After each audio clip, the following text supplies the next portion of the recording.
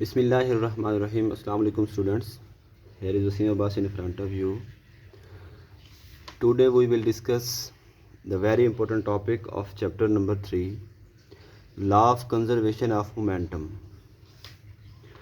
Actually, law of conservation of momentum is a very important long question in this chapter. Let's start from its definitions. The momentum of an isolated system of two or more than two interacting bodies remains constant. First of all, we will see the words that are used in this statement. The first one is momentum. We discussed momentum in detail in previous lecture that it is the product of mass and velocity. Now move to isolated system. What is isolated system? An isolated system is a group of interacting bodies on which no external force is acting. Mean to say, a group of interacting bodies that are colliding with each other with no external force acting on it. Two or more isolated systems, the momentum of that bodies that are interacting will be constant. So we can say by this statement, the law of conservation of momentum statement is the momentum of an isolated system of two or more than two interacting bodies remains constant. So we consider two isolated system bodies that are balloon. Consider two balloon. First of all, we consider that two isolated spheres, we can say that are balloons, are moving. The first one is mass m1 and it is moving with velocity u1. The second is mass m2 and its velocity will be u2. Also we can see that the mass of m2 is greater than the mass of m1 body. So if they are moving with same velocity, then after some time t, this mass will collide with this mass. First of all, we will calculate its momentum. We will calculate its total momentum before collision. Let's see, as we know that momentum is the product of mass and velocity, so the initial momentum of that body will be the product of mass and velocity. So the initial momentum of mass m1 will be m1 u1. Initial momentum p is the symbol of momentum, so initial momentum of mass m1 is m1 u1. And now move to mass m2. Its initial momentum will be m2 u2 because mass is m2 and velocity that moving is u2. So the initial momentum of m2 will be m2 u2. So now we will calculate its total momentum, total initial momentum. The total initial momentum will be the sum of these two momentums. So m1 u1 plus m2 u2 is the total initial momentum before collision. This momentum is before collision.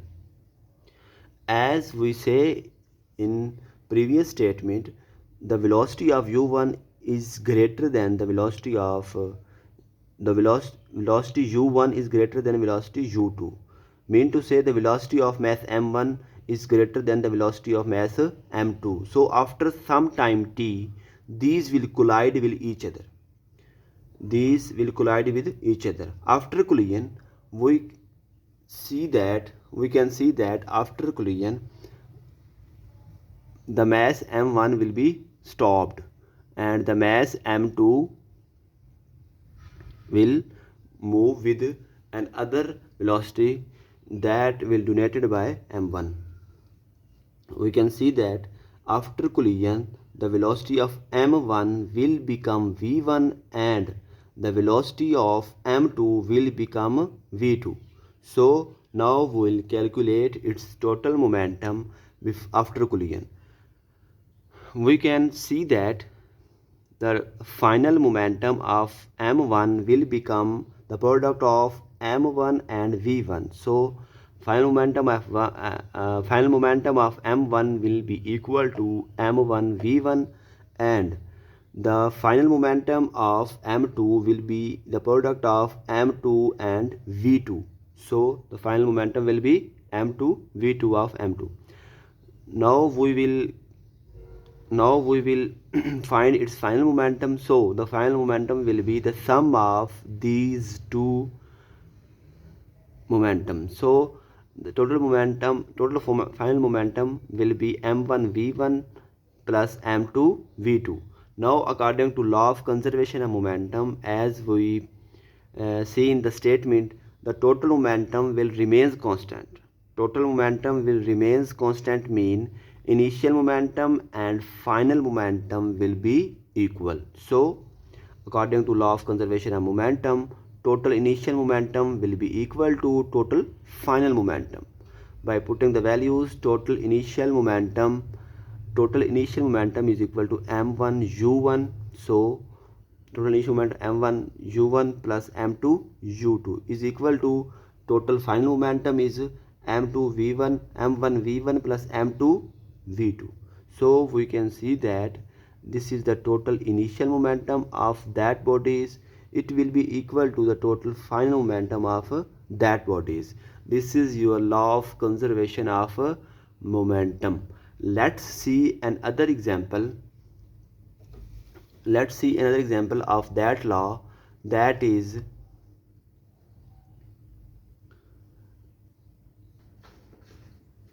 let's see another example of that law, that is gun and bullet. Consider the mass of gun is capital M and its velocity is capital V, and the mass of the bullet is small m and its velocity is small v. Let's find its momentum. Its momentum of gun will be mv and the momentum of bullet will be mv.